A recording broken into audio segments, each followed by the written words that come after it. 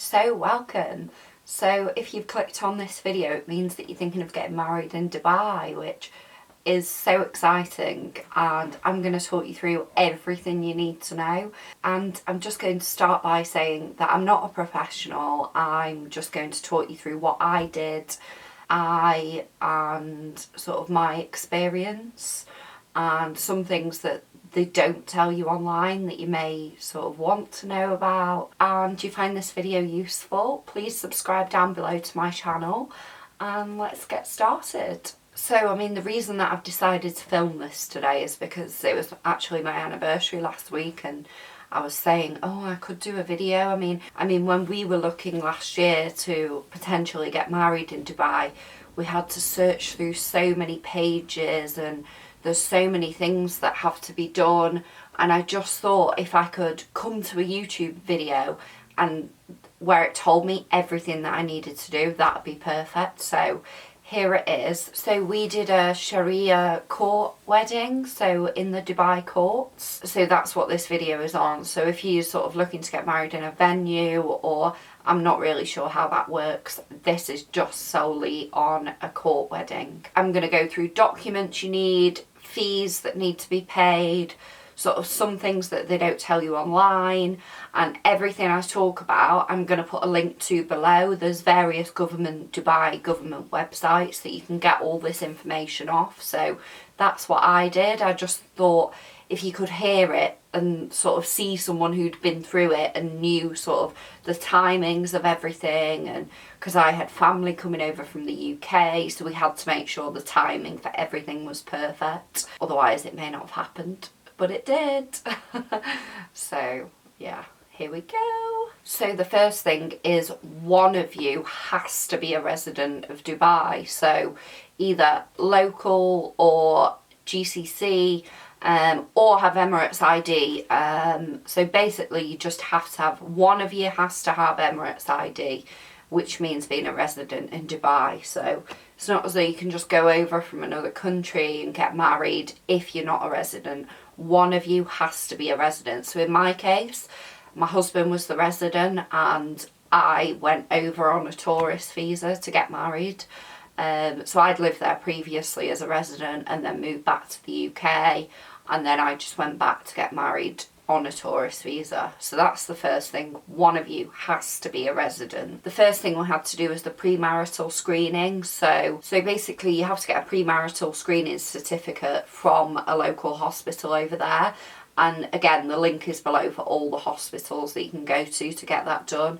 And you don't have to book, you literally just go in and sort of tell them that you want a premarital marriage certificate, and they will charge you the fees and you just get it all done.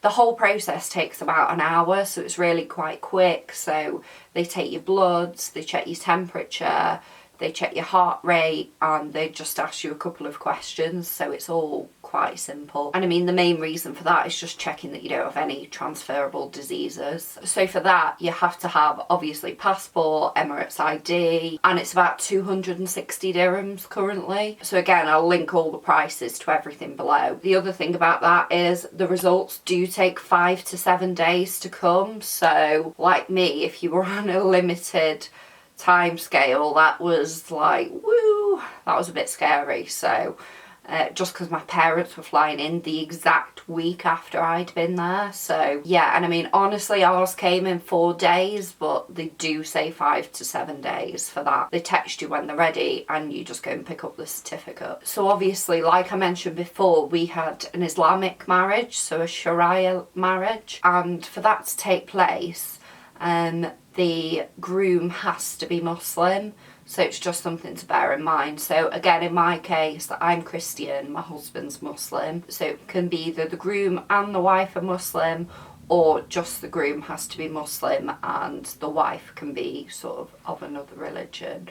So it's just something to bear in mind. And I mean, this was something that I wasn't sure about because my husband wanted sort of the Islamic marriage, and I said, oh, we need to check if that can be done. So it can be done.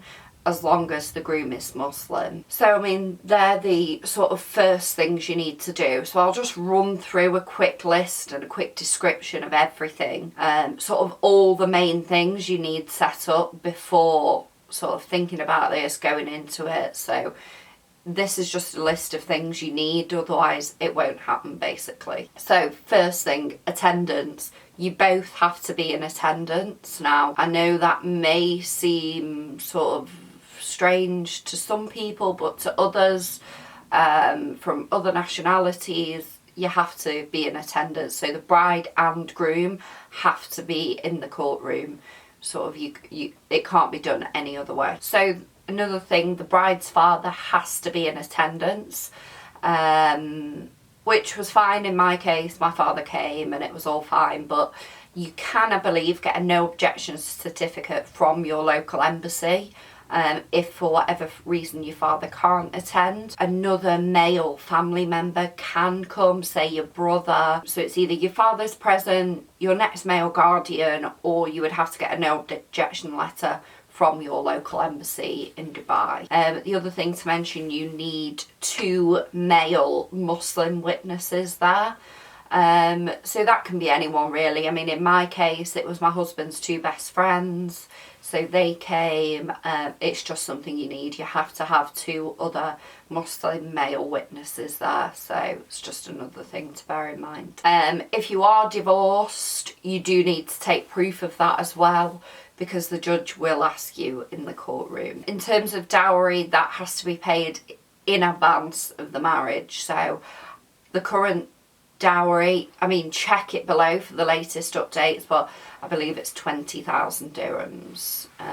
So yeah, that has to be paid in advance of the wedding. And again, the judge will ask you that in the courtroom. So just bear that in mind, that that's all been sorted prior to going into the courtroom. So actually in the courtroom, just be aware if your guardian father doesn't speak Arabic, they do have to give consent in Arabic. So yeah, that was interesting. We weren't aware of that when we went into the court, so it's just something you need to be aware of.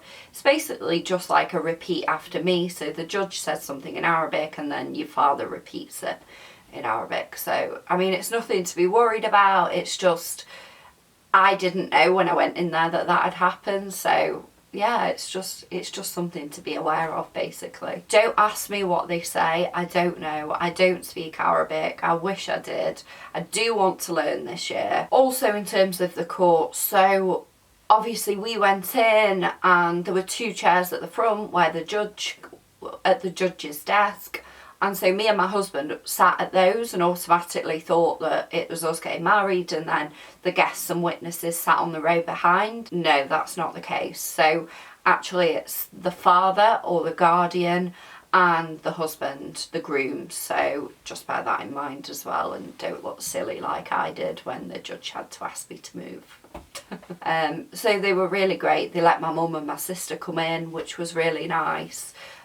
We asked the judge's permission first. He said yes, that was okay, so that's what we did, and it was nice. It was really nice. So I mean, in terms of clothing, I think they're used to sort of Westerners, so it is fine to go in normal clothing, but obviously just bear in mind it is a government building, so out of respect we just wore sort of abaya and we did cover our hair. The judge was really impressed with that, to be honest, and he had a bit of a joke with my husband and asked if we practiced, but we hadn't. We literally just thought, out of respect, it's a Muslim wedding, it's a Dubai court, so yeah, that's just how we personally chose to dress. But I mean, I'm sure if you just went in there in normal clothes, obviously be modest, it's Dubai at the end of the day. And so yeah, there's lots of talking, all the documents have to be checked. So in terms of documents, it's just Emirates ID,